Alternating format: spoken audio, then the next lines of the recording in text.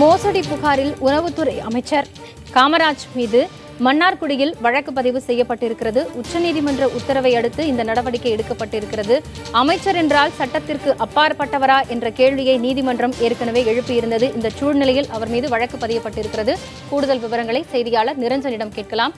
நிரஞ்சன், அமைச்சர் காமராஜ் மீது தற்பொழுது மன்னார்குடியில் வழக்கு பதியப்பட்டிருக்கிறது. விவரங்களை குறிப்பிடுங்கள்.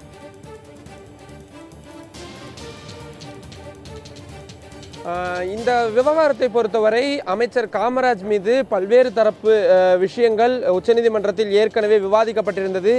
ஏன் அமைச்சர் மீது இன்னும் வழக்கு பதிவு செய்யவில்லை? கடந்த வாரம் இந்த வழக்கு விசாரணை வந்த பொழுது உச்சநீதிமன்றத்தில் NV ரமணா தலைமையிலான அமர்வு முன்புதான் இந்த வழக்கானது விசாரணைக்கு வந்தது. அப்பொழுது நீங்கள் FIR பதிவு செய்கிறீர்களா அல்லது நாங்கள் உத்தரவிடட்டுமா என்ற ஒரு கண்டிப்பான கேள்வியினை உச்சநீதிமன்றம் கேட்டிருந்தார்கள். அதற்கு பிறகு தமிழக அரசானது நாங்கள் அமைச்சர் காமராஜன் மீது வழக்கு பதிவு செய்வதற்கான ஒப்புதல் தெரிவிக்கின்றோம், அவர் மீது விரைவில் நாங்கள் FIR பதிவு செய்கிறோம் என்று உறுதியளித்திருந்தார்கள். ஆனால் 2 தினங்களுக்கு முன்பு உச்சநீதிமன்றத்தில் வழக்கு விசாரணை வந்த பொழுது அமைச்சர் காமராஜ் மீது எந்தவிதமான FIR-ம் பதிவு செய்யப்படவில்லை, வழக்கு பதிவு செய்யப்படவில்லை என்ற தகவலை தமிழக அரசு உச்சநீதிமன்றத்தில் தெரிவித்திருந்தார்கள். அப்பொழுதுதான் கடுமையான கோபத்திற்கு ஆளான உச்சநீதிமன்ற நீதிபதிகள் ஏன் அவர் மீது இன்னும் நீங்கள் வழக்கு பதிவு செய்யாமல் இருக்கிறீர்கள், இவ்வளவு பெரிய ஒரு குற்றச்சாட்டு கூறப்பட்டிருக்கின்றது, அதற்கான அடிப்படை முகாந்திரம் இருப்பதாகவும் கருதப்படுகின்றது, அப்படி இருக்கும் பொழுது ஏன் ஒரு அடிப்படையான விஷயத்தை கூட செய்யவில்லை, உச்சநீதிமன்றம் உத்தரவிட்டும் நீங்கள் ஏன் அதனை பின்பற்றவில்லை என்ற விஷயத்தையும் அவர்கள் கேட்டிருந்தார்கள்.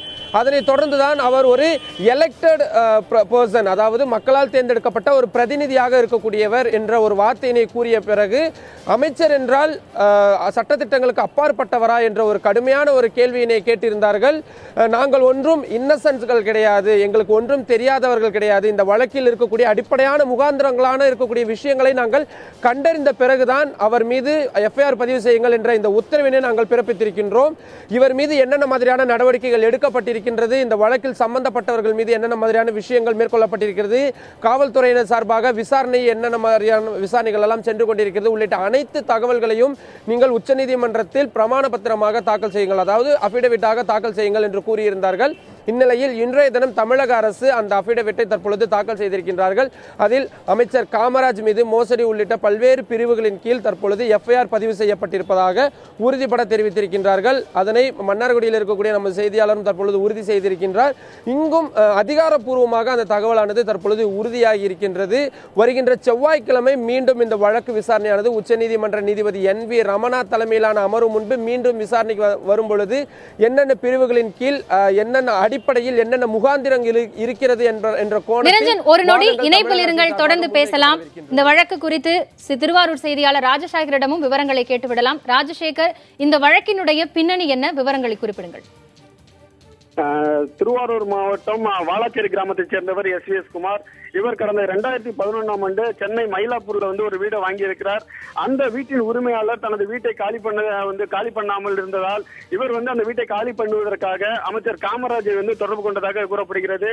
அப்பொழுது அதற்கு அந்த காலி பண்ணி தருவதற்கு 30 லட்சம் பணம் கேட்டதாகவும் அவர் SVS குமார் புகார் தெரிவித்திருந்தார்.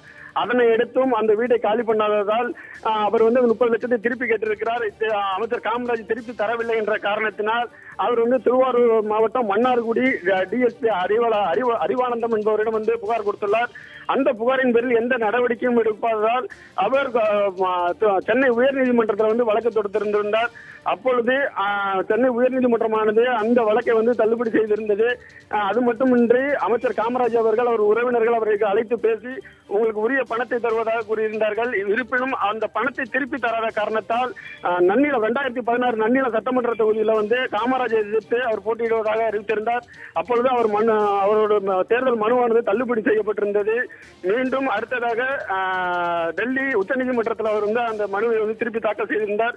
இந்நிலையில தான் அவருக்கு காமராஜ் அவர்கள் மீது உடனடியாக வழக்கு பதிவு செய்ய வேண்டும், அதனுடைய விசாரணை அறிக்கை தாக்கல் செய்ய வேண்டும் என்ற உத்தரவின் அடுத்து தற்போதைய மன்னார்குடி மாவட்ட குற்றப்பிரிவு DSP நடராஜன் அவர்கள் தலைமையில் விசாரணை செய்து தற்போது வழக்கு பதிவு செய்யப்பட்டுள்ளது. ராஜசேகர், தற்போது வழக்கு பதியப்பட்டிருக்கிறது. அடுத்த கட்டமாக காவல்துறையினர் நடவடிக்கை என்னவாக இருக்கும்? இப்ப தற்போது உடனடியாக டெல்லி உச்சநீதிமன்றத்தில் வந்து இந்த வழக்கு விசாரணை இதனால் நடத்திய விசாரணை அறிக்கையை வந்து அவர் தாக்கல் செய்ய இருக்கிறார்கள். அது மட்டுமின்றி அமைச்சர் காமராஜ் மீது வந்து வழக்கு தொடுத்ததால் அவரை கைது செய்வதற்கான வாய்ப்புகளும் அதிக அளவில் இருந்து வருகிறது. தற்போது இதற்கு முன்பாக நேற்றைய தினம் அவரை வந்து மன்னார்குடி டிஎஸ்பி அலுவலகத்தில் எஸ்விஎஸ் குமாரை ஆஜராகுமாறு வந்து அவருக்கு வந்து அழைப்பு விடுத்திருக்கப்பட்டிருந்தது. இருந்த போதிலும் அவர் எஸ்விஎஸ் குமாரானவர் நேற்று வந்து அந்த மன்னார்குடி டிஎஸ்பி அலுவலகத்தில் ஆஜராகவில்லை. நேற்று இரவு நள்ளிரவு முதல் தொடர்ந்து பத்திரிகையாளர்கள் வந்து எஸ்பி அந்த மாவட்ட குற்றப்பிரிவு அலுவலகத்தில் தொடர்ந்து அவரிடம் வழக்கு பதிவு செய்யப்பட்டுள்ள என்று விசாரிக்க கேட்டபோது தற்போதுதான் அந்த வழக்கு பதிவு செய்யப்பட்டுள்ளது.